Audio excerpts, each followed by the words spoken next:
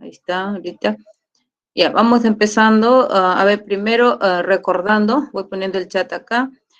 Recordando, nosotros tenemos el tema muy importante de trabajar hoy día y es un inicio de un tema dentro de la rama de la biología, una de las ramas de biología que hemos hablado en la clase pasada, que es especialmente la bioquímica, ¿no? Entonces tenemos unos temas sobre bioquímica. Bien, a ver, estamos empezando entonces con uno de los temas de inicio en bioquímica. Se trata de los bioelementos. A ver, ¿qué bioelementos recuerdan ustedes? ¿Cuáles son los bioelementos que recuerdan y que especialmente son tan de importancia, ¿no? Son vitales. ¿Qué bioelementos? A ver, ¿qué bioelementos El encontramos? oxígeno y el hidrógeno. Ajá, ya, su compañera dice el oxígeno y el El famoso nitrógeno. chon. El Las carbono, Nitrógeno, nitrógeno, potasio, fósforo, carbono, ya, nitrógeno. son tan fósforo, nitrógeno. Muy bien. Hoy día justo vamos a hablar de una biomolécula, de lo cual está constituido. Ustedes saben que los bioelementos constituyen las biomoléculas. Entonces, estamos hablando de todos los bioelementos que vamos a mencionar, los que constituyen los seres vivos, ¿no? Ahí está el famoso CHO o CHOM, depende de la biomolécula que lo constituya.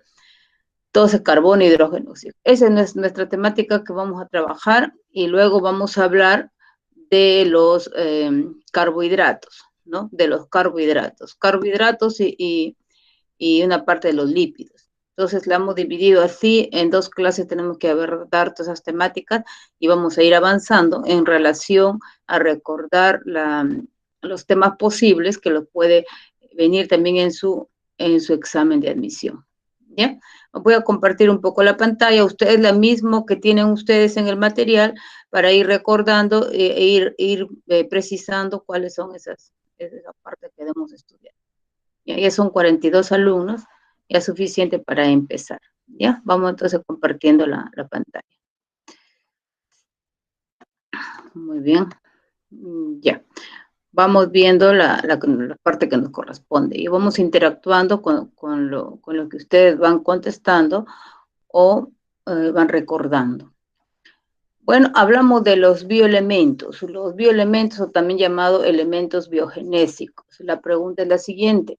Hay una clasificación de bioelementos primarios, secundarios y oligoelementos.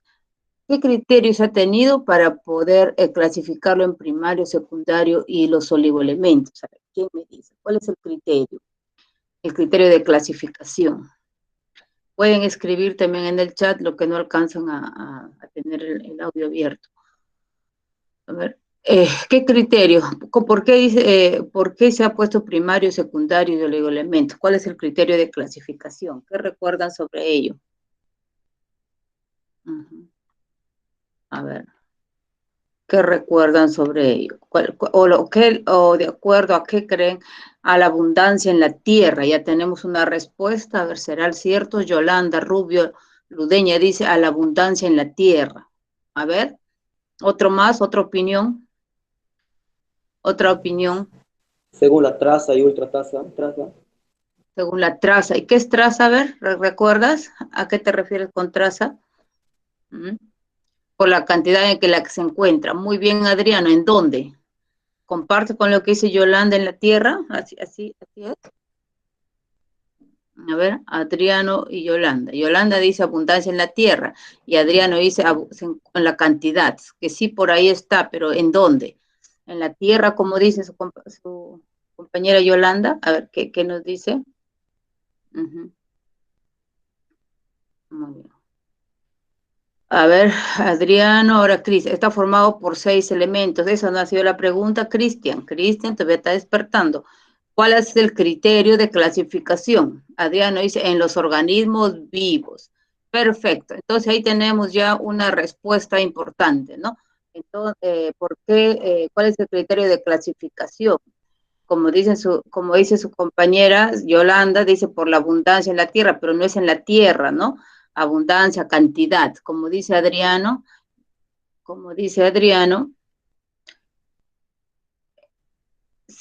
se refiere a la cantidad, cómo se encuentra en los seres vivos, Estamos hablando de los seres vivos. Entonces, ese ha sido el criterio, cómo se encuentran en los organismos vivos.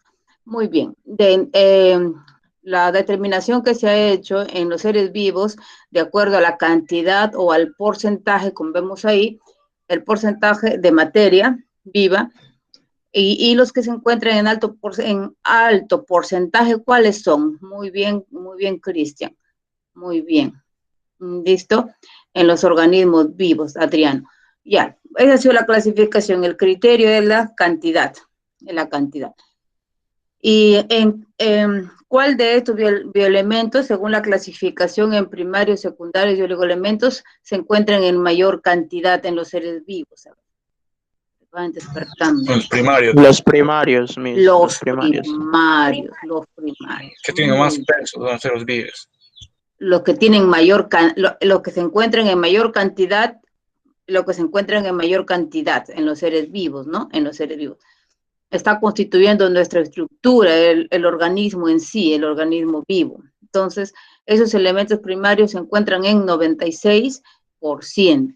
Entonces, tenemos ahí lo que decía adelante, se recordaban del CHON, ¿no? Del carbono, hidrógeno, oxígeno. Y cuando hablamos de las proteínas, carbono, hidrógeno, oxígeno, nitrógeno, fósforo, y algunas tienen azufre, ¿no? Cuando hablábamos de eso. Los carbohidratos también tienen carbono, hidrógeno, oxígeno, pero algunos carbohidratos pueden tener nitrógeno o azufre, ¿no? Cualquiera de ellos. Entonces hablamos del 96%, va por de acuerdo a la cantidad, ¿no? Estamos hablando de los bioelementos, lo que se encuentran en los seres vivos. Cuando hablamos de bioquímica, hablamos de toda la química de un ser vivo, ¿no? Nos salimos un poco de la tierra en sí, del contexto, sino de los seres vivos. Y luego tenemos los secundarios, lo que hemos visto también los secundarios. Entonces, es de menos porcentaje, como están viendo, 3.3%, ¿no? 3.3%. Muy bien. Ahora, y ahí tenemos al sodio, al potasio, al calcio, al cloro y al magnesio, ¿no? Ahí vamos a ver su importancia y dónde lo podemos ubicar y cuáles son las preguntas que nos puede venir también sobre ello. Y luego los oligoelementos, el prefijo oligo es pequeño, poco pequeño, es el prefijo oligo. Entonces, lo que se encuentran en menor cantidad no quiere decir de menos importancia, sino es lo que se encuentran en menor porcentaje, en menor cantidad en los seres vivos, 0,1%. Y muy importantes también, como van a ver. Ahí tenemos al fierro, al cobre, al zinc, al flúor, al yodo y otros elementos más que lo vamos a ver en su momento. No dejamos de reconocer los elementos, no solamente de las biomoléculas orgánicas, sino los bioelementos que se encuentran, por ejemplo, en las moléculas inorgánicas, biomoléculas inorgánicas, ¿no? Ya vamos a ver seguramente biomoléculas inorgánicas y biomoléculas orgánicas, dos grupos, ¿no? Por eso aquí no dejamos de recordar al agua como una biomolécula inorgánica, pero estamos hablando de los bioelementos, entonces hay que recordar los bioelementos o elementos biogenésicos que se encuentran en la molécula de agua, ¿no? Y eso ya recuerda muy bien, estamos hablando de el oxígeno y el hidrógeno, los bioelementos que constituyen el agua. Entonces vamos a ver algunos bioelementos importantes que tienen los seres vivos.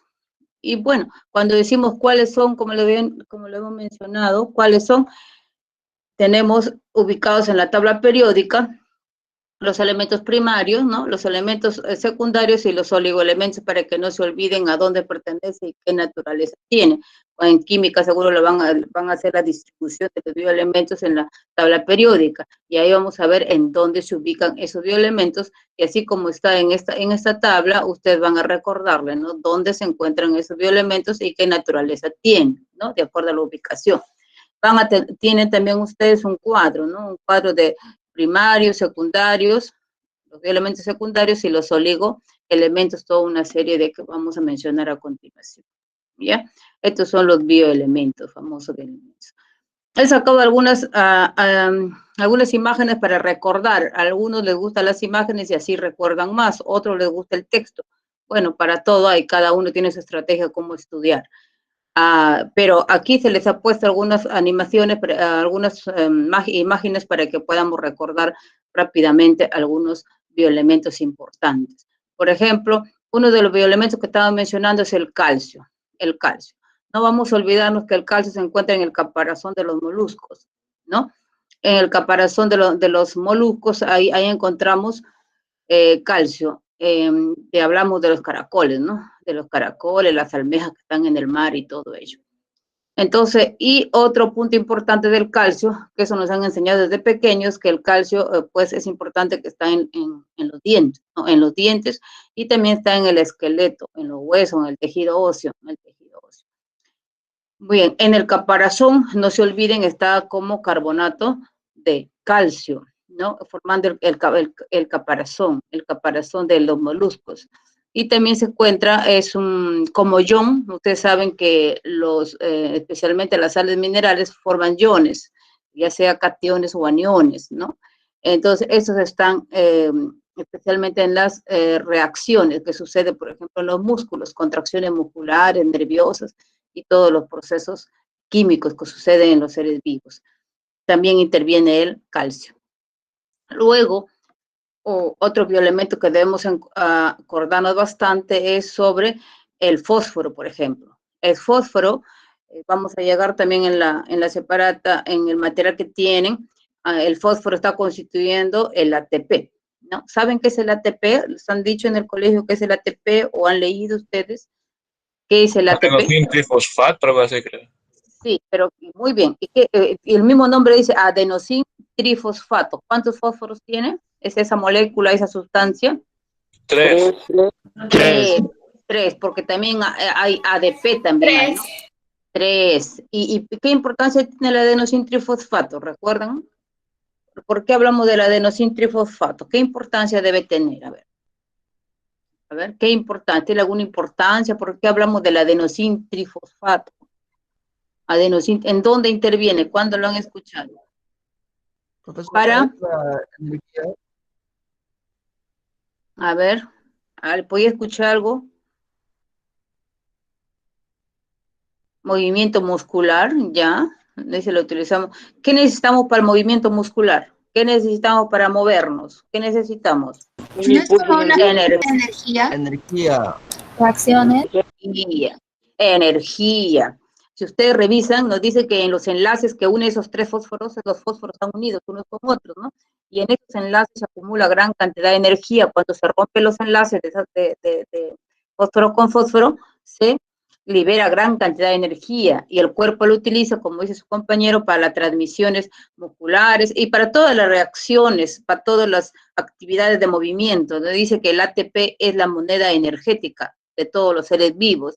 Es como un comparativo didáctico, por ejemplo, hablar de un carro, si es que no tiene combustible, o una motocar sin combustible, no va a moverse, ¿no? No van a poder prenderlo, ni encenderlo, ni a que pueda movilizarse. Igual, las personas que no tenemos la sustancia, el ATP, no vamos a poder caminar, pensar, vamos a estar, como dice, inactivos. Pero, y la pregunta es, ¿y de dónde viene el ATP, creen ustedes? ¿De dónde sacan el ATP? A ver. El organismo ya lo hace, lo fabrica, no es una sustancia, pero ¿de dónde cree que viene el ATP? ¿De dónde? Así como el carro, ¿no? Entonces una motocar va a un grifo y se llena de su combustible. ¿Y ustedes?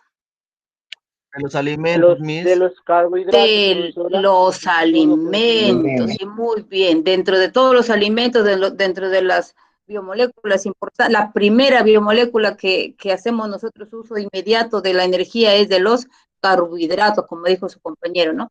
De los carbohidratos. Entonces, de todos los alimentos, saben que en los alimentos están las biomoléculas, pero unos están en mayor cantidad que en otros. Entonces, de los carbohidratos. De los carbohidratos nosotros obtenemos la energía necesaria para poder al instante estar pues despiertos, mover nuestras extremidades, nuestras manos. Entonces es la moneda energética.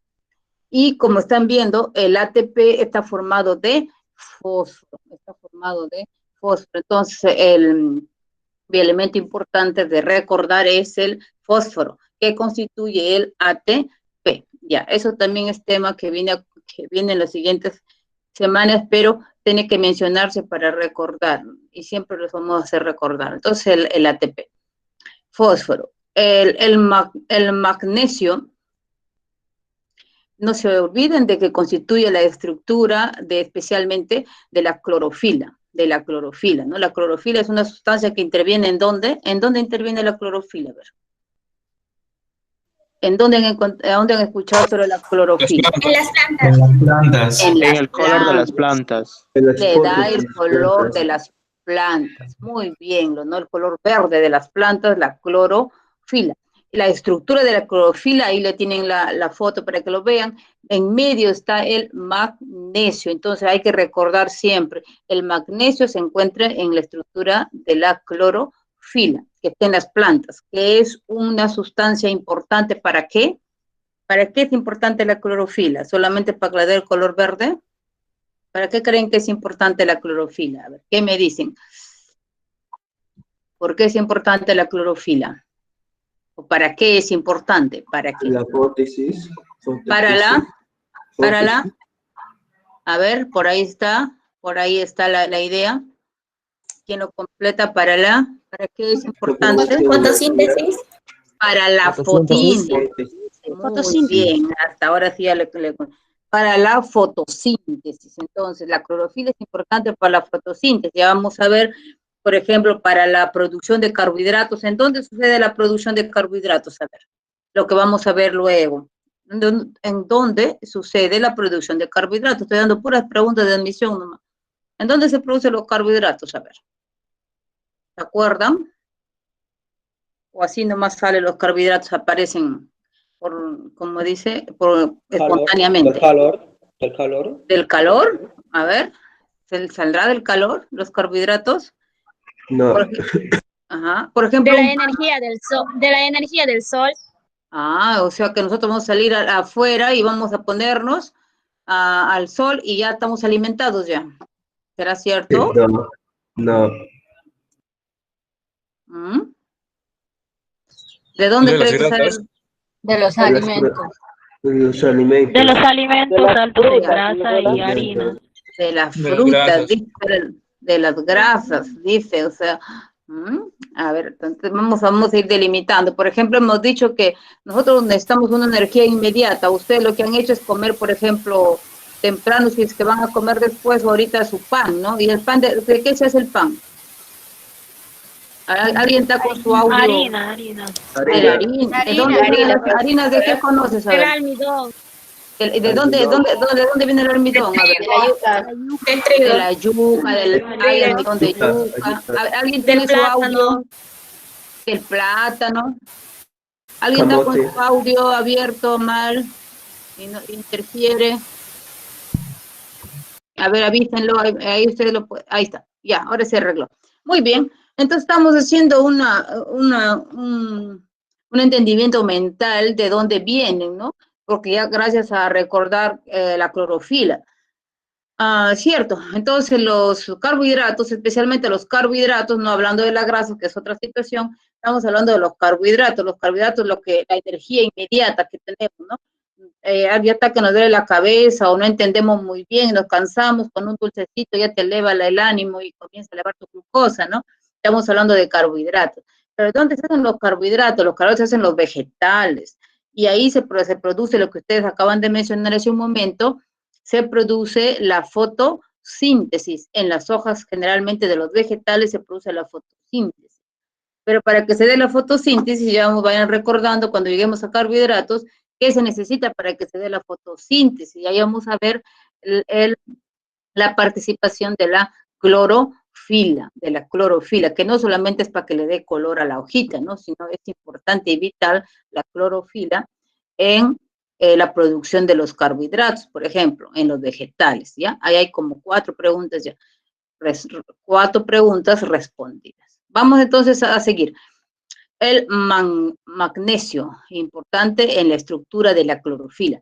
Luego tenemos, y también es importante en la estructura ósea, en el tejido óseo y en los dientes, ¿no?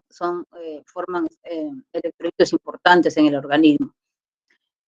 Los otros bioelementos que tenemos nosotros en el organismo es especialmente, hay una participación del sodio y el potasio en las transmisiones nerviosas y también en la membrana citoplasmática para permitir el ingreso y salida de diferentes sustancias, ¿no? La membrana citoplasmática de los seres vivos tiene una estructura muy importante que se hablará seguramente en citología, pero a través de la membrana citoplasmática, que es la que envuelve en la célula, hay una entrada y salida de sustancias. Entonces ahí interviene el sodio y el potasio.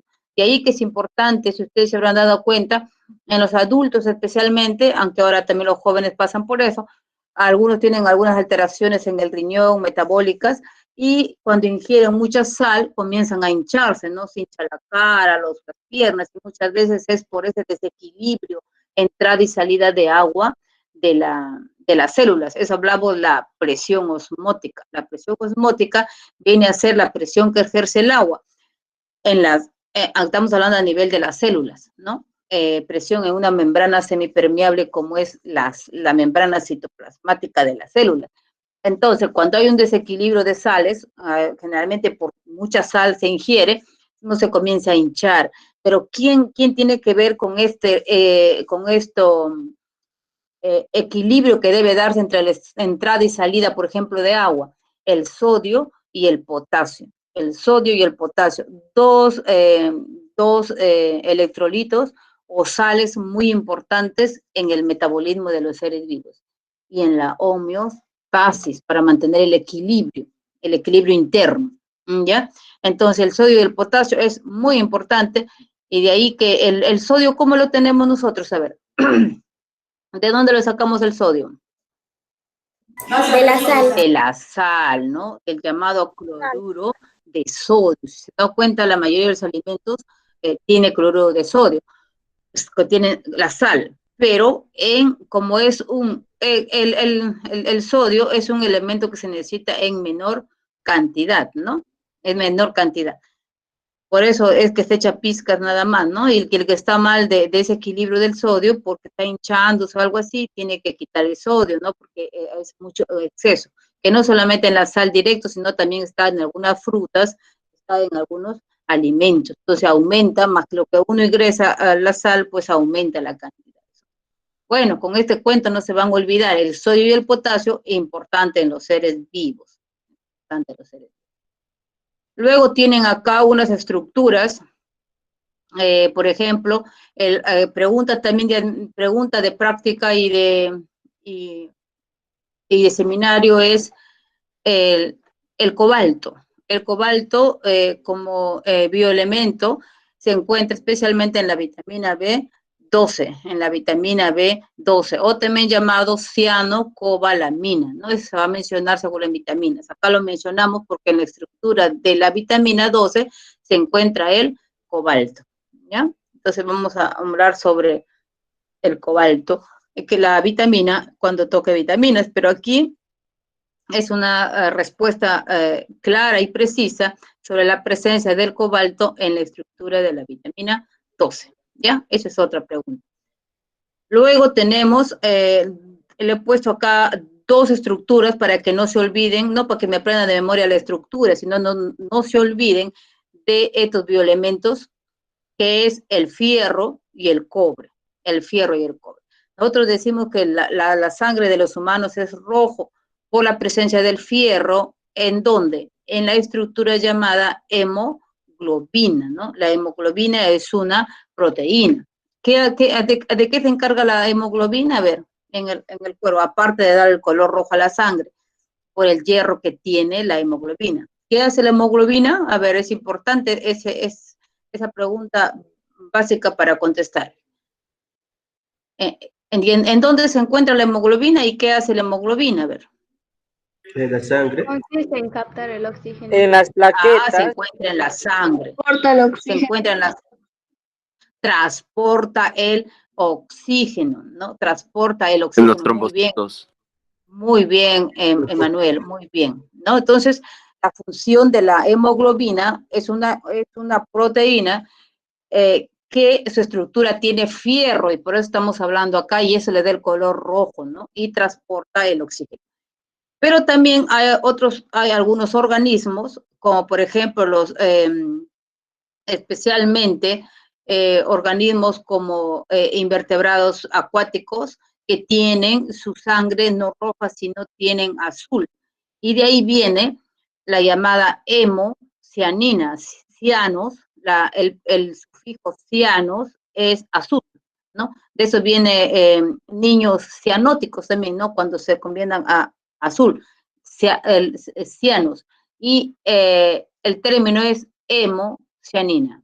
Hemocianina. ¿Quiénes tienen ese tipo de sangre? Los invertebrados, algunos invertebrados acuáticos. ¿Y por qué es azul? Porque tienen cobre. ¿Por qué tienen cobre? El cobre es una sustancia azul, ¿no? Es una sustancia azul. Entonces, hemocianina son especialmente pigmento respiratorio que se encuentra en algunos invertebrados y es de color azul, tiene cobre. Y el otro es la hemoglobina, que tiene fierro, ¿no? Que tiene fierro. Entonces ya estudiamos el fierro y el cobre, en donde se pueden ubicar también. Luego tienen ustedes el flúor, ni que olvidarnos, ¿no? Las pastas dentales, ¿no?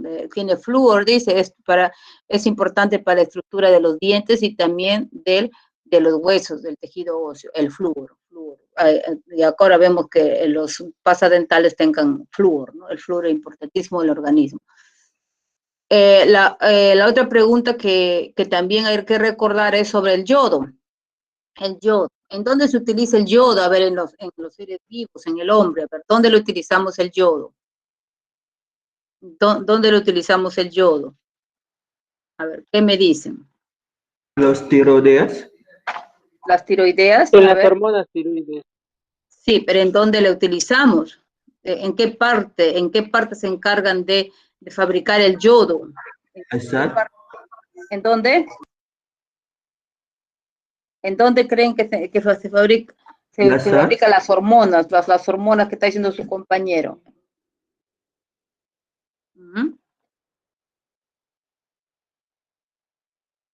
¿En dónde creen que se fabrican las hormonas? A ver, en el organismo. Y llega a hincharse y se hace grande muchas veces, ¿no? Hay muchos lugares. En la tiroides. En la tiroides, es una pregunta, ¿no? Esa es una pregunta clásica, ¿ya? El yodo se utiliza en la tiroides, ahí es donde se fabrica la tiroxina y la triyodotironina, dos hormonas que se fabrican especialmente en la tiroides, ¿no? Cuando falta yodo, se produce el bocio. Hay varios lugares en la selva donde hay personas que tienen un cuello bien pronunciado, ¿no? Por el hecho de deficiencia de yodo. Y también hay alteraciones, está de moda bastante, pues, el hipertiroidismo, ¿no? El hipo y el hipertiroidismo, que tiene que ver con el metabolismo de las hormonas tiroideas, ¿no? Entonces, la pregunta es, la utilización del yodo en el organismo sería en la tiroides. ¿Y qué pasa en la tiroides? La producción de las hormonas tiroideas. Listo. También en hormonas se va a ver este tema, porque está dentro del tema de biomoléculas. Muy bien. Entonces, ya saben otra pregunta y respuesta importante que no debemos olvidar sobre el yodo. Luego ya hemos hablado del hierro, ¿no? Luego tenemos el manganeso, ¿no? El manganeso, como especialmente cuando vamos a ver la mitocondria, en la mitocondria sucede una serie de reacciones bioquímicas. En la mitocondria de las células, ahí está la cadena respiratoria. Y ahí uno de los activadores importantes, activador enzimático, lo llaman al manganeso, para que se dé desencadene las reacciones químicas que suceden en las mitocondrias, ¿no? Ustedes saben que las mitocondrias es donde se produce el ATP, hablando del ATP, ¿no? Hablando del fósforo que tiene el ATP. Entonces, el manganeso es especialmente un activador enzimático que ayuda a que se produzcan estas reacciones químicas. Entonces, de ahí es importante el manganeso. Bueno, ya recordaron y estudiaron. ¿Alguna pregunta hasta aquí, jóvenes? ¿Alguna pregunta, alguna aclaración? Para pasar luego a la siguiente temática. Muy bien. La sal, dice. La sal es el cloruro de sodio y se divide o hidroliza en sodio y cloro. El sodio, el sodio, ya, el sodio y el cloro, ¿no? Luego vamos a hablar de la inulina. Muy bien, Cristian, la inulina. Vamos a ver la inulina cuando hablamos de carbohidratos, sobre la inulina. Muy bien, ahí vamos a hablar de la inulina. Especialmente se encuentra, por ejemplo, la inulina la encontramos en algunos tubérculos, como es en el yacón, ¿no? En el yacón. También he visto que llevan a la selva yacón. Bueno, ya tenemos entonces ya tenemos todas las sales que están en la guía. Siempre que ceñirnos a la guía, estudiar lo que tiene la guía, porque aquí hay mucha información y ustedes tienen que primero manejar lo que tiene su guía. Ya estudiamos lo principal, yo sé que van a volver a leerlo y ahí van a recordar. Vamos avanzando porque sé que el tiempo no da, hay bastante información y ustedes van preguntando, yo voy contestando, si es que amerita otras aclaraciones que ustedes pueden decir. Vamos repasando más sus temas para que ustedes y explicarles para que ustedes entiendan un poquito más. Ya pasamos de los bioelementos o elementos biogenésicos, ¿no? Biogenésicos. Pasamos a las biomoléculas. Las biomoléculas hay dos grupos. Uno son las biomoléculas inorgánicas y las otras son las orgánicas. ¿Cuáles son las inorgánicas? ¿Cuáles son? Y hay una pregunta ahí de admisión, ¿no? También sobre las moléculas, las biomoléculas inorgánicas. ¿Cuáles serían las biomoléculas inorgánicas? ¿Qué me dicen? El agua. El agua, muy bien. Sales, minerales. Las sales minerales, ¿no? Las sales minerales. pH no está considerado. pH es un término que le vamos a explicar especialmente a qué se está refiriendo, ¿no? Entonces, la respuesta, hay una respuesta que faltaría ahí que le incluye dentro de las biomoléculas inorgánicas. Lo están poniendo dentro de las biomoléculas inorgánicas al agua y al CO2, o también llamado dióxido de anhidro de carbono. Entonces, no se olviden.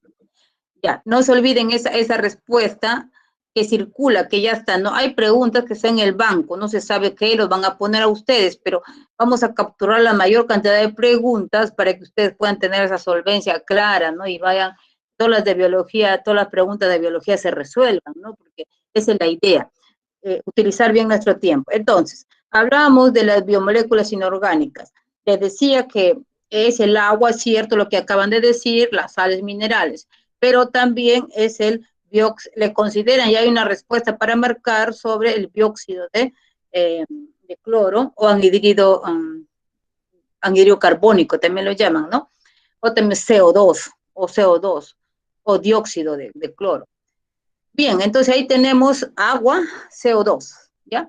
Y también tienen ustedes ahí en la separata las sales minerales, como biomoléculas, porque lo que hemos estado hablando ha sido de elementos biogenésicos, acuérdense. Ahora estamos ya que tenga más de 2 átomos, no puede ser, puede ser iguales los átomos o diferentes los átomos, entonces que tenga más de 2, ¿no?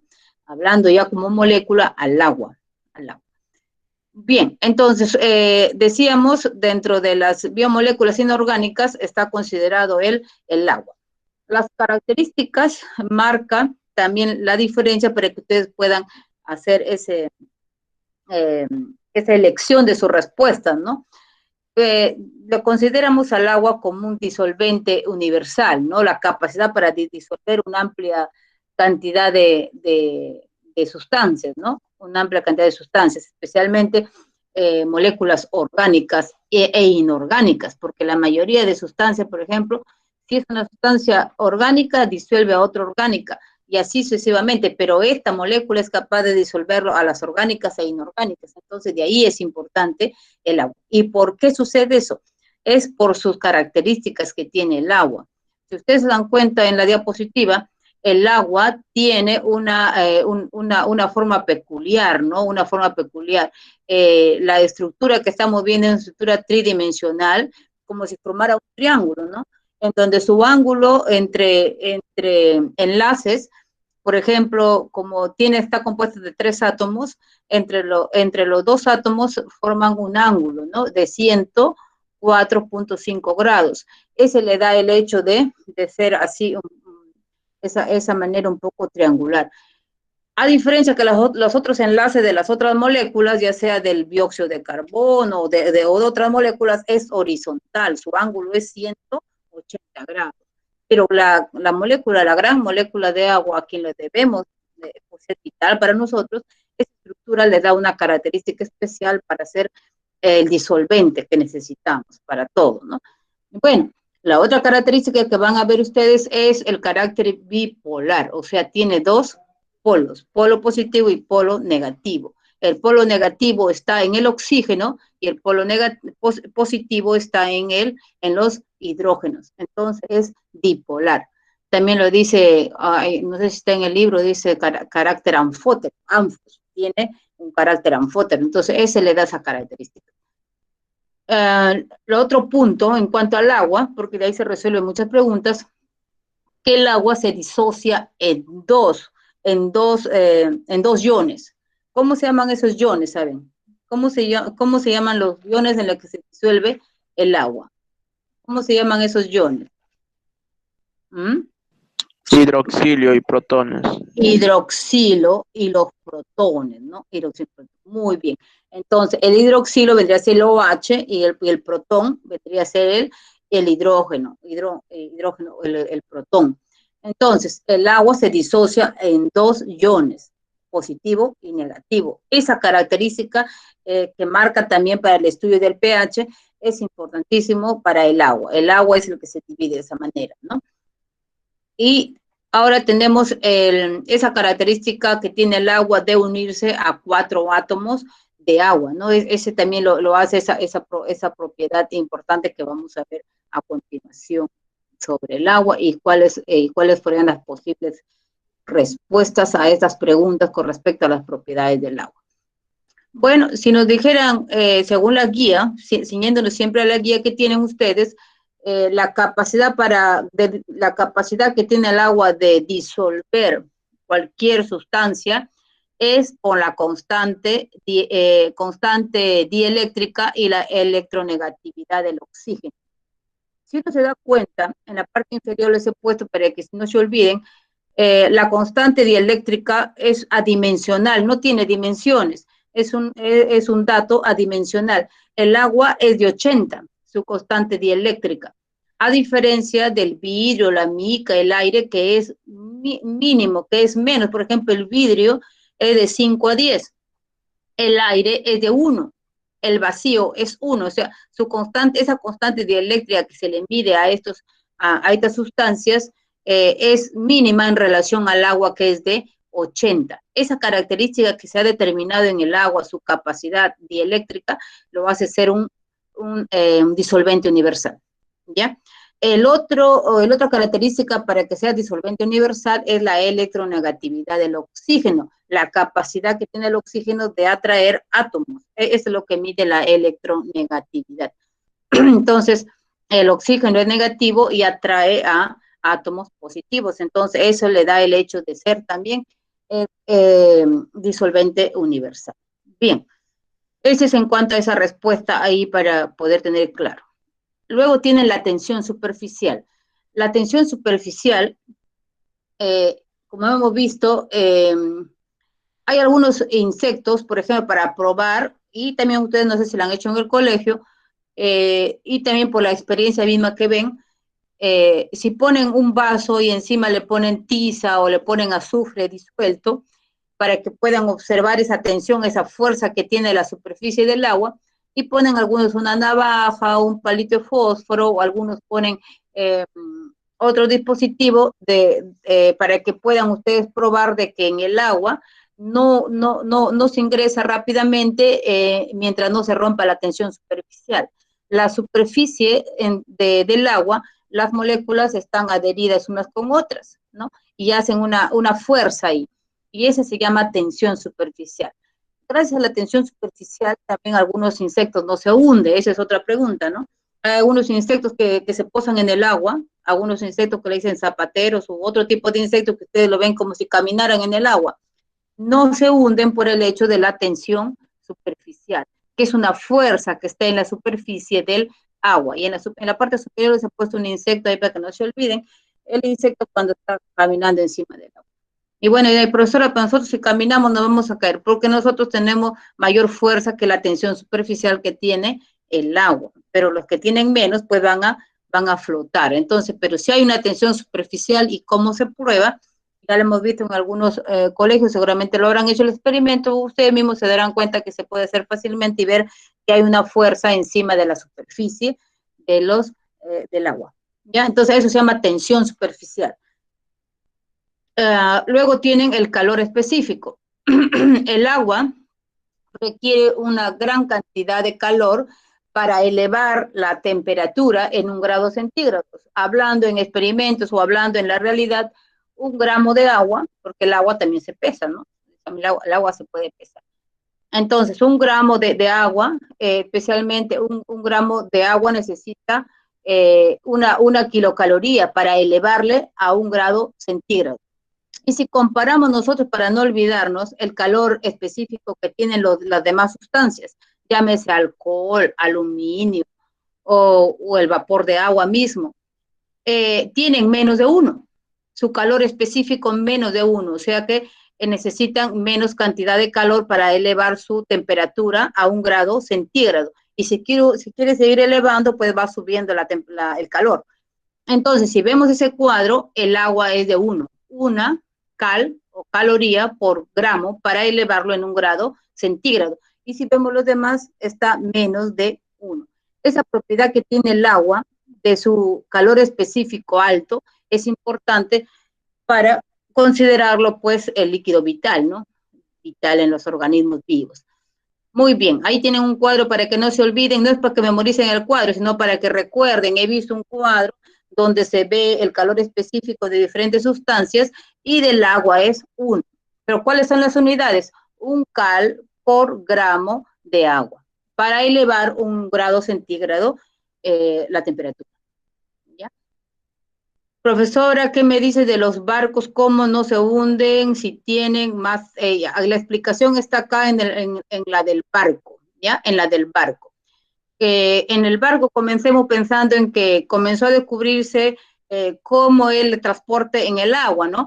Y para eso, pues, ustedes han visto que es de madera y la estructura de los barcos tiene que estar por más que sea de metal, tiene que ser leve, ¿no? Está explicado especialmente por la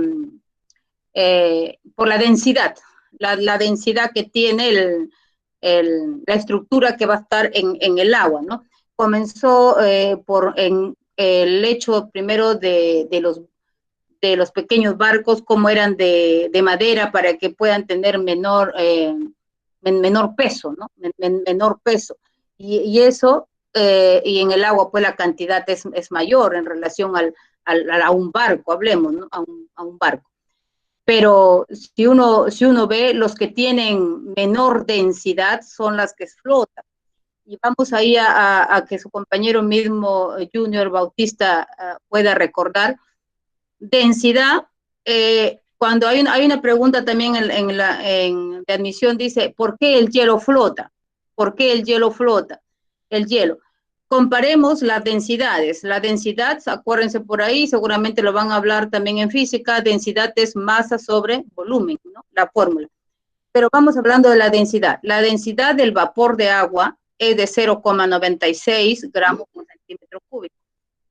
Y el agua líquida es de 1 y el hielo es de 0,98. La explicación física es de que el hielo flota por tener menor densidad que el agua. Y eso es lo que le digo a Junior. Los diferentes elementos que están encima del agua, para que floten, tienen que tener menor densidad, ¿ya? Menor densidad. ¿Ya? Esa es la explicación y esa es la respuesta que también pueden ustedes ver en relación al hielo, porque tienen una pregunta sobre ello. ¿Por qué el hielo flota? Comparamos las densidades y vemos que los que tienen menor densidad sí pueden flotar encima, ¿no? Y el agua tiene mayor densidad, es de 1. Esa es otra característica del agua. Muy bien. Ahí está. Entonces, tenemos ya conductividad, densidad, ¿no? El bajo grado de ionización es importante. Está bien que hemos dicho que se disocia en protones e hidroxilo, así hemos dicho, pero es bajo su densidad. A cada momento no está haciéndose iones, ¿no? Hay una cantidad del agua que se forma iones, pero no todo. Muy bien. Luego tienen el pH. El pH tiene un valor neutro cuando hablamos de, al disociarse, produce iones de hidrógeno y oxígeno. Acá vamos a ver algo más del pH. Muy bien. Entonces, entramos a la otra biomolécula, a biomoléculas inorgánicas. Hemos hablado del agua, y ya les dije que no se olviden que está incluido también el CO2 o dióxido de carbono, ¿no? Muy bien. Luego tenemos las sales minerales, ya como sales, porque allá hemos estado hablando, ¿se acuerdan que hemos hablado del magnesio, del fierro, del cobalto, ¿no? Entonces, eso estábamos hablando como elementos, como bioelementos. Ahora, ustedes saben que esos se unen y forman las moléculas. Ahora hablamos de algunas sales minerales. Ahí tenemos en las sales minerales, como va a ser, estamos hablando de los mismos bioelementos, algunos paran unidos y otros paran disociados, ¿no? Para seguir recordando acá, los bioelementos, hablábamos de bioelementos inorgánicos, agua y sales minerales, y las orgánicas que nos toca ahorita, que ya no nos falta el tiempo, glúcidos, lípidos, proteínas y ácidos nucleicos. Vamos a ver algunos glúcidos y algunos lípidos para que ustedes tengan para recordar, ¿ya? En las sales minerales, hemos visto sales minerales en disociación, o sea, divididas, hidrolizadas, y otras son precipitadas. En disociadas, por ejemplo, tenemos el caso del cloruro de sodio, ¿no? El cloruro de sodio tú le comes y al final ese cloruro de sodio, una parte de ella muy importante se divide en dos, en sodio y cloro, y así se va disociando como el agua misma, ¿no? Pero en este caso estamos hablando de las sales minerales. Disociadas, ya sea como cationes o aniones, disociadas. Y las precipitadas, la que lo vemos nosotros mayormente es en el caparazón de algunos moluscos o en los huesos, también en los dientes, ¿no? En los huesos y en los dientes. Las sales minerales, su función principal es la homeostasis, mantener el equilibrio en los seres vivos, Muy bien. Y ahí tenemos, van a encontrar ustedes las clasificadas en sólidas y solubles. Ahí está. Las sólidas vendrían a ser las precipitadas y las solubles vendrían a ser las que están en disociación, ¿ya? Ahí tienen para que revisen y lean lo que acabo de decirles. La función de las sales, ya hemos hablado, la homeostasis es un término amplio, pero dentro de este devenir del organismo, de querer mantener el equilibrio, hemos dicho, ¿no? Si comes mucha sal, tu organismo trata de equilibrarlo, como sea, ¿no? Pero ante una alteración ya no puede y te comienza a hinchar, ¿no? Ese es un problema que tenemos, porque hay excesos también, ¿no? Entonces, una de las funciones es la función estabilizadora, ¿no? Para que estabilice, por más que coma mucho ácido, mucha sal, tu organismo trata de equilibrarlo, y no quiere decir que tu sangre se va a volver ácida o salada, ¿no? Eso no va a pasar porque tu organismo tiene esa capacidad de conservar el equilibrio. Otro es para determinar el equilibrio ácido-base de las células, ese día hablábamos, ¿no? de que la acidez y basicidad en la célula se mantiene gracias a los sistemas que tenemos para poder equilibrarlo, ¿no? Equilibrar el pH de la célula. La determinación de la presión osmótica, ya hemos dicho, los líquidos corporales ejercen una presión, entonces depende de las sales para equilibrarlo. Regulan el mecanismo de las enzimas, especialmente a nivel, por ejemplo, de las mitocondrias o a nivel del metabolismo de los carbohidratos, de los lípidos, cómo es que se disgregan ahí, es a nivel de enzimas, pero esas enzimas necesitan sales, como el cobre, el zinc, ¿no? El cobre, el zinc. En la contracción muscular, para favorecer la utilización de los carbohidratos, pues para darnos energía, el sodio, el potasio y el magnesio, que es importante en estos procesos.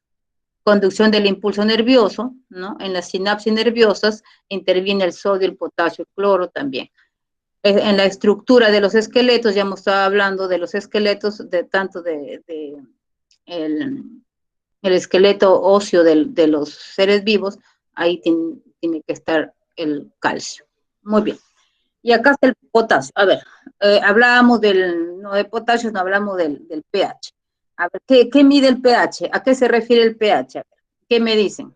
Antes de entrar ya nos falta poco porque tenemos que luego hacer la práctica. Ya siempre dejando tiempo para la práctica. pH, a ver, ¿qué mide el pH? A ver, ¿qué es lo que mide el pH? ¿A qué se refiere el pH? Ayudado con la diapositiva. A ver. Al ácido. Media decimal. Ya, cuando hablo de pH, veo si el pH es ácido o es básico, pero ¿qué es lo que mide? Es una fórmula logarítmica que lo van a ver también ustedes lo van a ver en química lo van a ver también. A ver, ¿qué es lo que mide el pH? ¿Qué creen que mide el pH? Su mismo nombre dice pH. ¿A qué se refiere el H? El hidrógeno. El hidrógeno, muy bien, mide el hidrógeno. ¿Qué piensan ustedes? Si hay mucho hidrógeno, ¿será ácido o será básico? O alcalino, que se llama, ¿no? Los extremos. Ácido. Ácido. A mayor cantidad de hidrógeno, de concentración de hidrógeno, me va a dar el pH bajo. ¿Ya? Eso también es otra pregunta que viene, que es clásica y que también está en las prácticas. A mayor cantidad de hidrógeno me va a dar pH ácido y a menor cantidad me va a dar básicos. Entonces, eso es muy importante y hay una confusión, ¿no? Uno dice, bueno, si la concentración de hidrógeno es alta, el pH es alto, ¿no? Así nos dice, ¿no? Entonces, es al revés, ¿no? Es pensar al revés. Y eso es una fórmula logarítmica. El pH a pH, concentración de pH alto, concentración de hidrógenos alto, el pH es bajo, ¿no? Y así a inverso para el caso del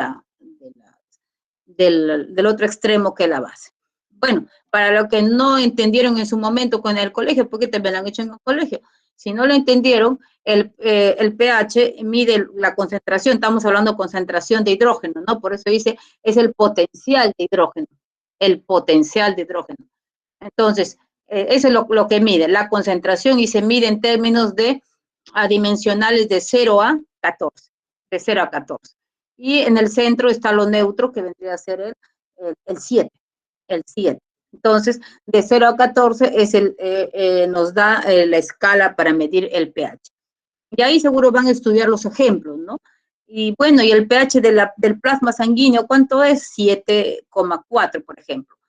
El pH de la orina es 5 en algunos, pero varía hasta 8, que quiere decir un poco alcalino o un poco básico. Cuando uno come mucho tomate, por ejemplo, en el tomate hay sales, en las sustancias que tienen sales, puede ser que se pase por el riñón y llegue a la orina, entonces el pH se aumenta, llega hasta 8, por ejemplo.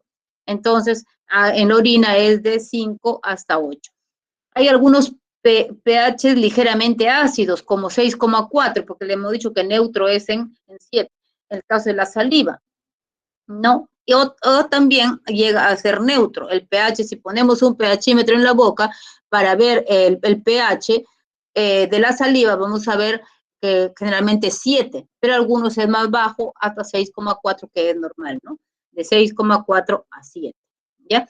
Un pH ácido, muy ácido, que es el jugo gástrico, ¿no? Jugo gástrico.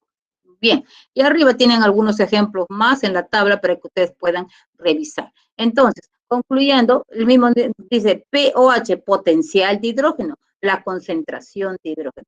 A mayor cantidad de concentración de hidrógeno es el pH bajo, ¿no? Y a menor cantidad de hidrógeno, el pH es alcalino o básico. ¿Ya? Ahí están las, como tres respuestas les se da en una sola, ¿no? 3 respuestas en una sola. Listo.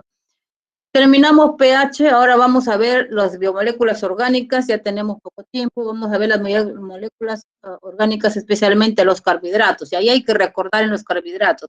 Decíamos, ¿de dónde salen los carbohidratos? ¿En dónde se fabrican los carbohidratos? A ver qué me dicen, eso hablábamos ya cuando estábamos hablando de las biomoléculas. De los alimentos. De los alimentos, ¿será de todos los alimentos? ¿Cuáles son los alimentos donde predominan los carbohidratos?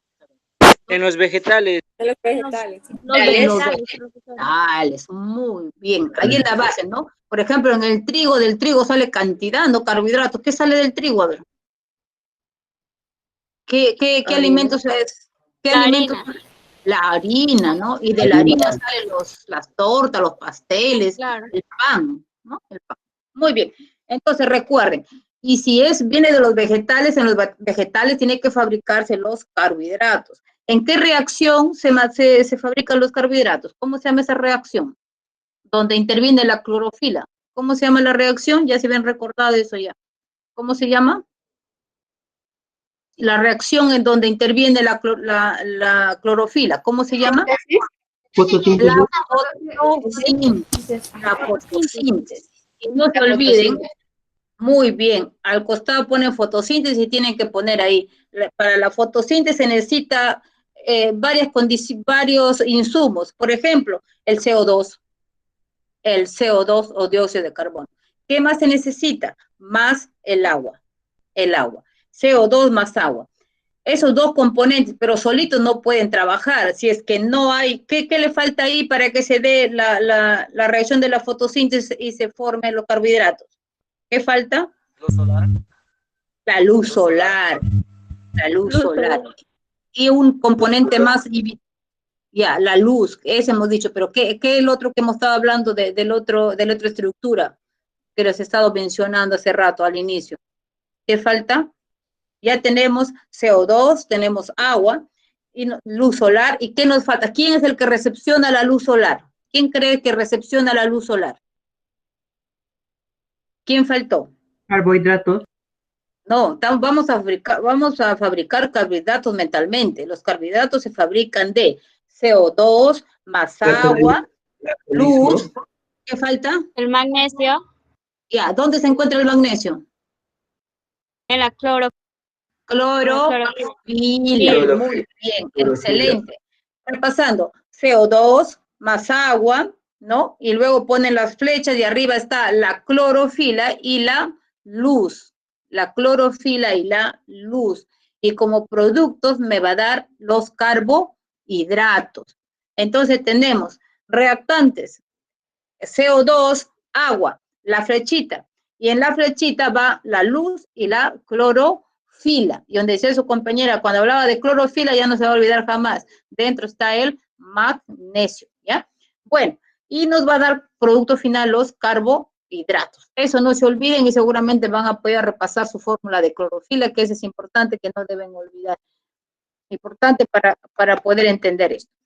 Bien, entre el mundo de los carbohidratos, ¿no? La planta y su compañera, muy bien, ¿qué dice? Los glúcidos también llamado carbohidrato.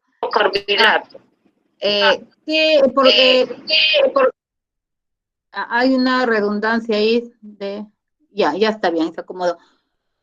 Los glúcidos o carbohidratos, como dice su nombre, glúcidos, su sabor, algunos tienen sabor dulce, pero otros no tienen, por ejemplo, el caso del almidón. ¿Han probado ustedes almidón? ¿Qué sabor tiene el almidón? ¿Es dulce o no es dulce el almidón? No es dulce. No, es neutro. No. Entonces Claro. Ajá, pero la mayoría se le conoce como que son dulces, pero no todos son dulces. Entonces solamente es para recordar nada más ese aspecto. Los glúcidos, lo que se repite en todos los glúcidos, en la mayoría de los glúcidos son los llamados monosacáridos, es la unidad que se repite ahí. Cuando hablamos de glúcidos, hablamos de monosacárido, mono uno, un sacárido, una molécula de glúcido. Ese es el monosacárido que lo vamos a ver su estructura luego, rápidamente aquí. Y luego tenemos los disacáridos, que quiere decir la unión de dos monosacáridos.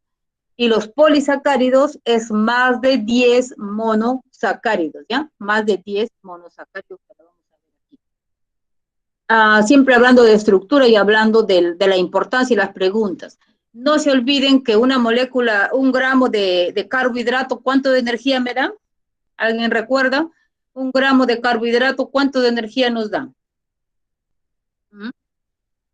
¿Ya? Aquí tienen en su material. 4.1 calorías. 4.1 calorías, ¿ya? Entonces, vamos a ver seguramente una Pero tablita. eso es en las personas. En las personas, en el hombre. Dice que un gramo de carbohidrato te va a dar 4.1 calorías. Y como hemos dicho, el carbohidrato son la energía casi inmediata, ¿no? Si uno le falta energía, ya no está seguramente algunos ahorita que no tomas desayuno temprano, ya te comienza a fastidiar la cabeza, ya te aburres, te cansas, es que te falta un poquito de carbohidratos. Pero ¿cómo lo voy a obtener? Más rápido es obtener de un pan, un dulce, una fruta que tenga sus carbohidratos, porque toda fruta es dulce y ahí tiene sus carbohidratos. Bueno, de ahí tiene la energía.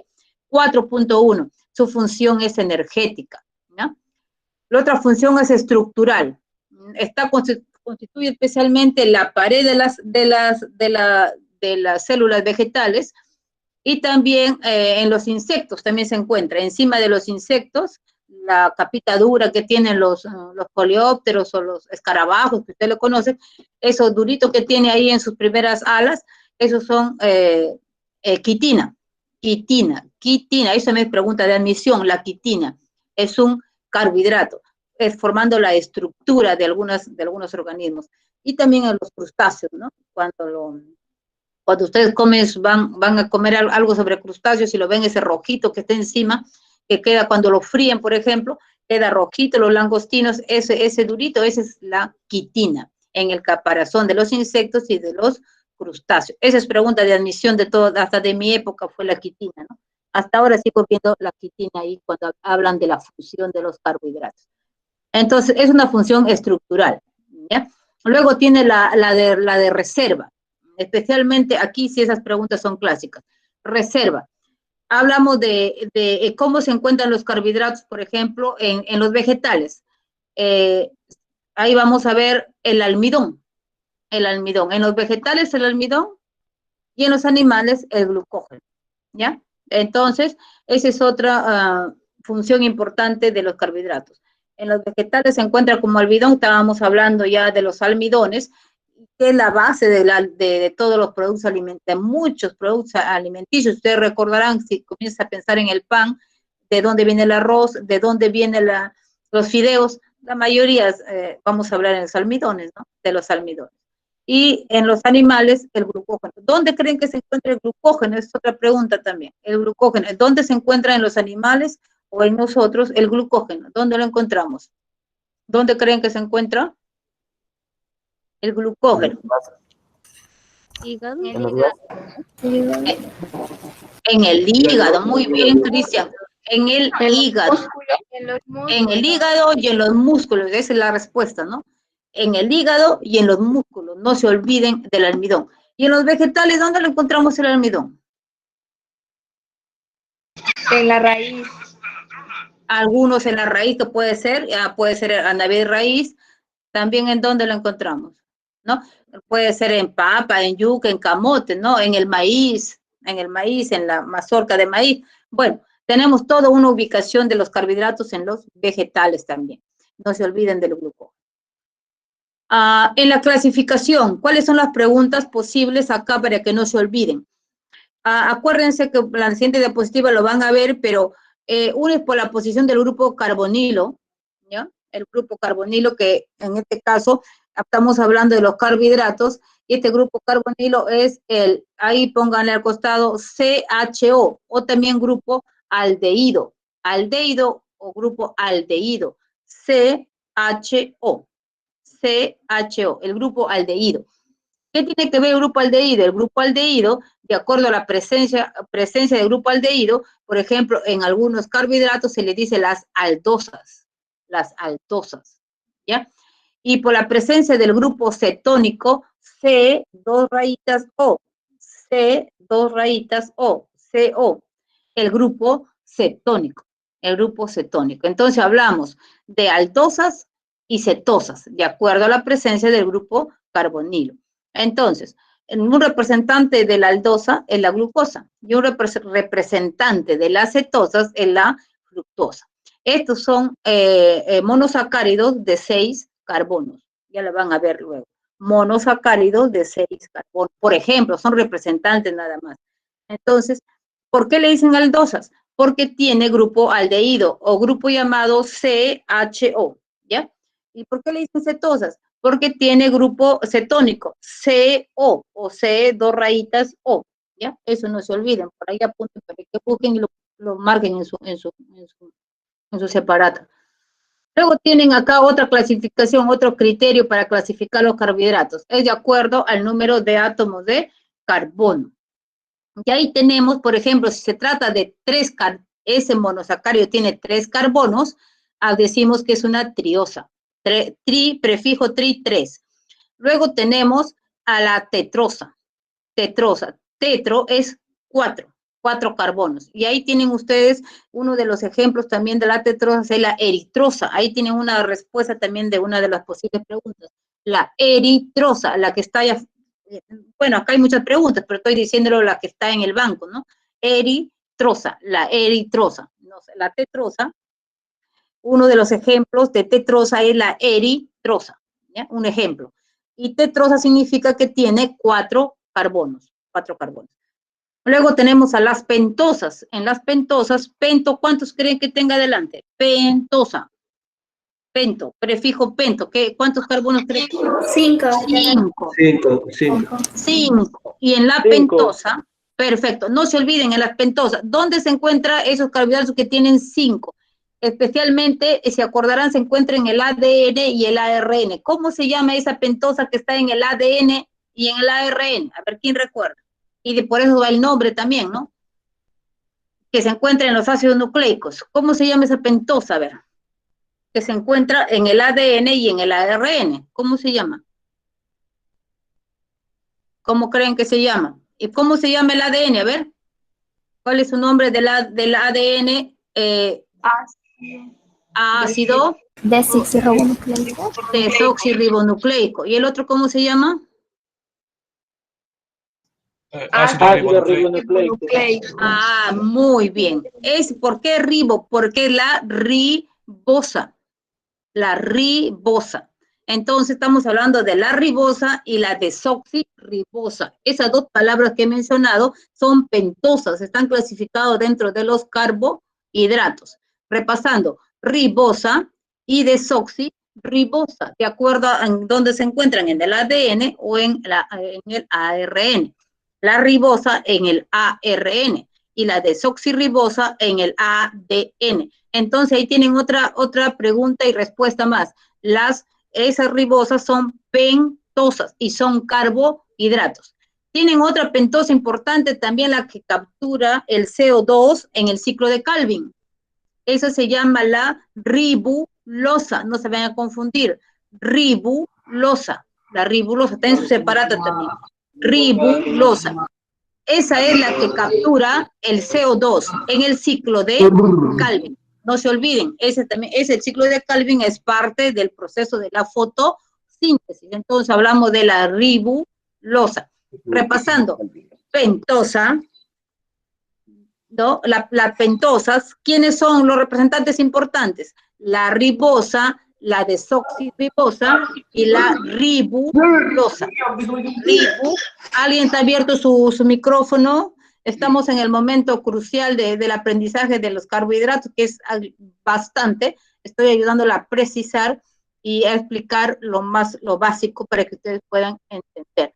Ya, listo. Entonces ya tienen ustedes sobre las pentosas. Luego tenemos las exosas. ¿Cuántos carbonos cree que tenga la exosa? El prefijo exo, ¿qué es? 6. 6. Muy bien, la hexosa, no se olviden las hexosas. Y ahí tenemos un representante, puede ser una aldosa, por ejemplo, la glucosa. El representante de las hexosas son la glucosa. La glucosa es la más conocida, ¿no? La más conocida. Bueno, y la más importante también se le dice, ¿no? Por la cantidad de unidades de sacárido, hemos hablado de monosacáridos que tienen una molécula que le llamamos sacárido, que está compuesta de carbono. La molécula de los monosacáridos está compuesta de 3, de 4, de 5, de 6, de 7 carbonos, ¿no? Entonces hablamos de los monosacáridos. El monosacárido más representante es la glucosa, la galactosa, ¿no? La glucosa, la galactosa. Luego tenemos a los disacáridos, los que están constituidos dos sacáridos, que la van a ver luego cuáles son las posibles preguntas que puede venirles sobre disacáridos, ¿no? Y luego tenemos los polisacáridos. Polisacáridos ya hemos hablado de ellos. Polisacáridos tenemos dos, en que les nombramos como almidón y como glucógeno, ¿no? Y también tienen formando estructuras, que es la celulosa, la que se encuentra en la madera, por ejemplo, en la madera. Ahí tienen ustedes la clasificación en un cuadro para que revisen, y acá le pueden ustedes observar, esta es una molécula de carbohidrato, en este caso una hexosa, y llamada en esta figura es la glucosa, y está constituida de 6 carbonos. Si contamos desde arriba, está con sus numeritos, ¿no? 1, 2, 3, 4, 5, 6 carbonos. Esta estructura molecular en el extremo tiene el grupo aldehído, el CHO. Esta es una fórmula desarrollada, ¿ya? Y lo que yo les digo es una fórmula global, CHO, ¿ya? Y este está ya desarrollado. Entonces, pero él sigue siendo lo mismo, el grupo aldehído, y por eso se le dice una aldosa, ¿se acuerdan? Y luego viene, también tiene estos 6 carbonos. Si cuentan ustedes, 1, 2, 3, 4, 5, 6, también tiene 6. Pero esta es una fructuosa. ¿Y por qué se diferencia? Especialmente por la posición. Acá tienen ustedes del carbono 3, está el OH a este lado, ¿no? Ve cómo está estructurada. Y ustedes ven cuál es la diferencia. Este es el grupo aldehído, y acá ven ustedes el grupo cetónico, el CO. CO o C, dos rayitas O, el enlace, ¿no? Acá, CO, el grupo cetónico. Por eso a esta estructura se le dice cetohexosa, y el nombre que tiene la fructosa, glucosa, fructosa, ¿ya? Entonces ahí tienen el grupo aldehído y el grupo cetónico. Este de acá es pregunta de alternativas de admisión, ¿no? Que está ahí, grupo cetónico, por el grupo funcional. Bueno, ahí también tienen ustedes al ciclo de Calvin, cómo es que el CO2 ingresa al ciclo de Calvin, ¿no? En la producción de los carbohidratos. Y ahí tienen ustedes quién lo recepciona, la ribulosa. La ribulosa es una pentosa que le estaba diciendo hace un momento, ribulosa, ¿no? Ribulosa. Y bueno, tienen también ustedes cuáles son las aldosas importantes con las cetosas, ¿no? Que lo estaba hablando. ¿Listo? Acá también en el cuadro está la eritrosa. Eritrosa, uno de 4 carbonos, pregunta de examen también, la eritrosa. Un ejemplo de tetrosa es la eritrosa, ¿no? Eritrosa, como aldosa. Listo. ¿Qué más puede venirlos? Aquí están las pentosas, la desoxirribosa, eso ya lo hemos mencionado. Las más importantes, y luego ustedes pueden revisar. La otra posibilidad aquí, la estudiamos acá sobre los disacáridos. Siempre los viene, por ejemplo, la maltosa, ¿de qué está constituido? La maltosa, que es un disacárido, que tiene 2 monosacáridos. ¿De qué está constituido? La alternativa viene glucosa más glucosa, ¿no? Y la unión entre los 2 monosacáridos, ¿cómo se llama? A ver, la unión de 2 monosacáridos, ¿cómo se llama ese enlace? Porque esa también es otra alternativa de una pregunta. ¿Cómo se llama el enlace cuando se unen 2 monosacáridos? 2 monosacáridos. ¿Cómo se llama? ¿Qué enlace se llama? Es el llamado enlace gluco. ¿Qué enlace tienen cuando se unen 2 monosacáridos? ¿Cómo le denominan? Enlace glucosídico. No se olviden, ¿ya? Enlace glucosídico. Ajá, enlace glucosídico. Y cuando se unen dos aminoácidos, ¿cómo cree que se llaman? Porque la otra clase es de aminoácidos. ¿Recuerdan cómo se llama cuando se unen dos aminoácidos? No se vayan a olvidar esas dos preguntas y ahí viene, enlace peptídico. Cuando se unen dos aminoácidos, hablando de las proteínas, que de la próxima clase se llama peptídico, no se vayan a confundir. Y cuando se unen dos monosacáridos se llama enlace glucosídico. Y entonces, cuando me dicen la maltosa de qué está constituida, ahí lo van a encontrar glucosa más glucosa, o sea, está constituida de dos monosacáridos llamados glucosa y el otro se llama glucosa, por eso dice glucosa más glucosa, ¿ya? Y cuando les digan la lactosa, está constituido de la galactosa más la glucosa, dice galactosa más glucosa, ¿ya? Sacarosa, la sacarosa está constituida de la glucosa más fructosa, acá ve, glucosa más fructosa. ¿Sí están viendo cuando pongo el puntero, verdad? ¿O no? ¿Sí ven? Sí, profesora, sí. Ya, listo, yo emocionada diciéndoles y tal vez ustedes no me están entendiendo. ¿Me están entendiendo esta parte o no? De las posibles preguntas y respuestas que estamos repasando, porque es un repaso que se les da. Y explicándole también para que ustedes puedan recordar, ¿ya? Entonces, sacarosa, glucosa más fructosa, ¿no? Y la celobiosa también está formado de glucosa más glucosa. Aquí nomás hay una,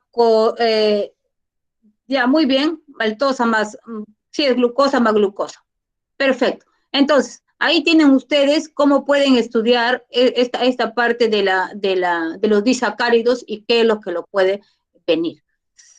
En polisacáridos, ya hemos hablado sobre los polisacáridos. Hay polisacáridos estructurales, los que forman la estructura, por ejemplo, en caso de la celulosa y la quitina. La celulosa en la pared celular y la quitina que se encuentra en el, llamamos, exoesqueleto, en el esqueleto que se encuentra en el caso de algunos insectos, que hablábamos de los coleópteros, o algunos crustáceos también, ¿no? Crustáceos, les decía que cuando lo frían, por ejemplo,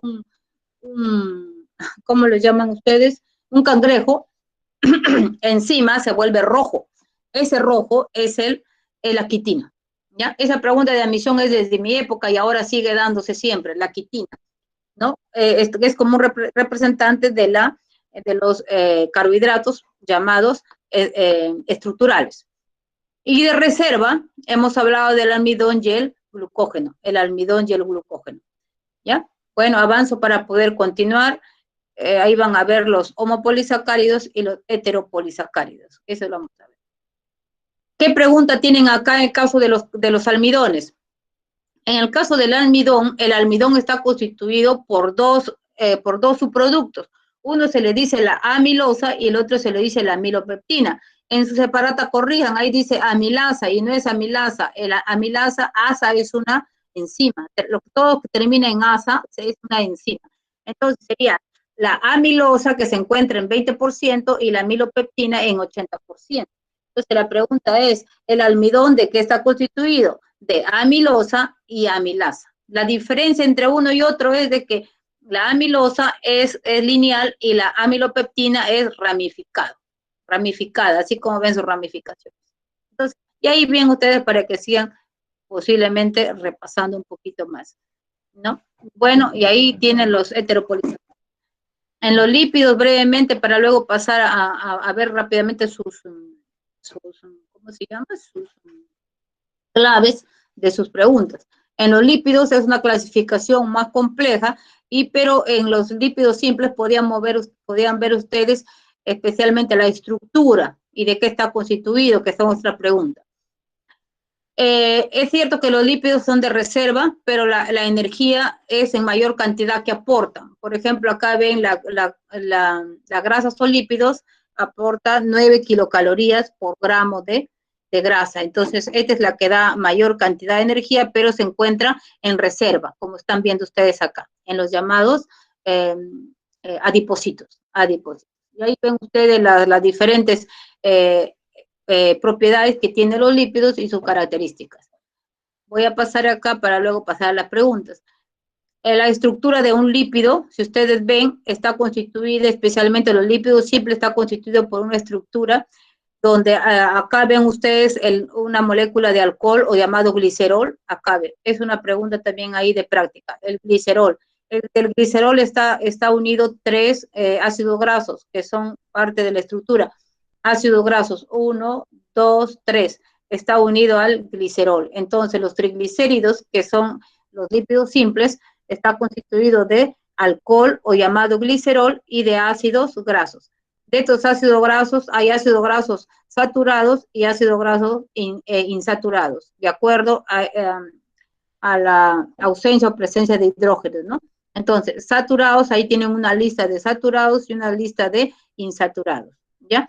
En los insaturados creo que los viene acá el linoleico, creo que es acá el linoleico o el linoleico creo que viene, sobre estos ácidos grasos que está constituyendo los triglicéridos. Esto constituye las grasas. Esa es la estructura de un lípido simple. Y de ahí tienen unos lípidos compuestos. Bien. Vamos entonces a pasar antes que se acabe la hora, porque usted tiene que salir antes.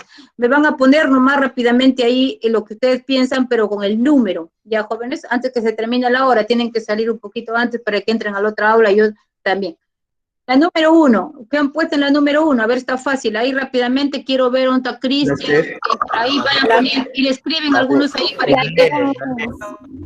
La letra 1, D, perfecto, 1, D, y vaya escribiéndolo ahí para que quede en el video, ¿ya? 1, D, está bien.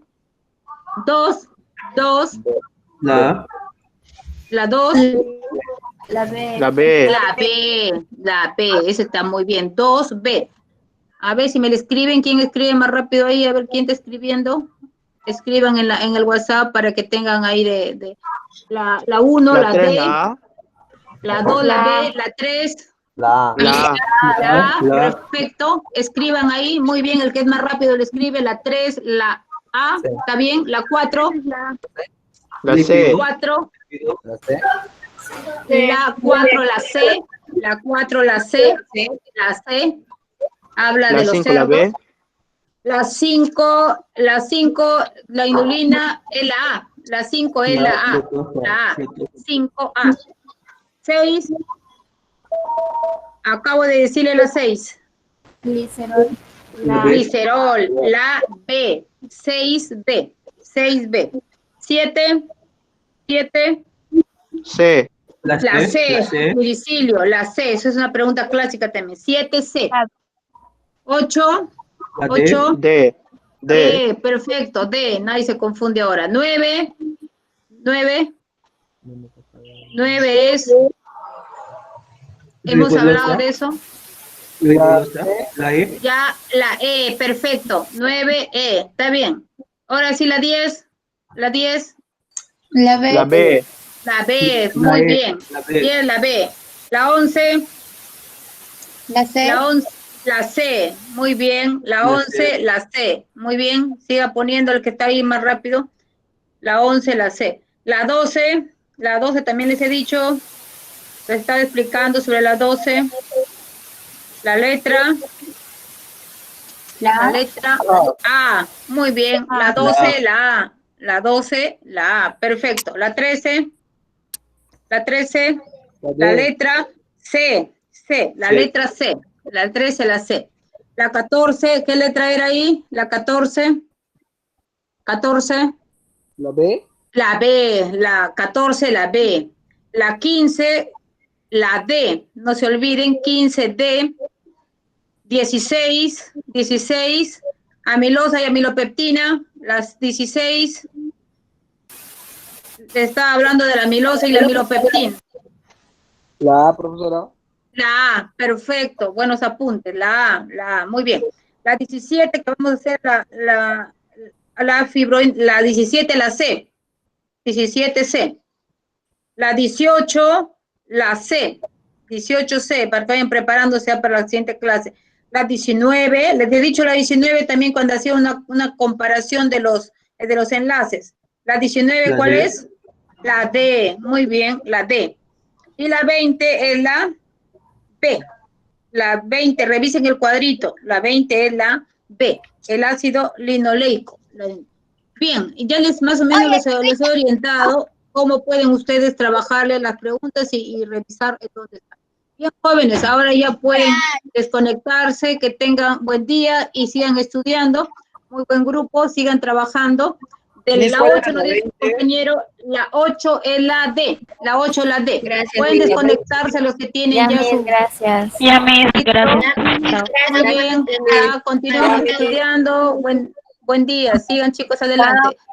La 20, muy bien. La 20 es la letra B. La 20 es la B. 20 es la B. ¿Listo? ¿Quién más le falta? Vayan desconectándose los que ya terminaron, jóvenes. Ahí está.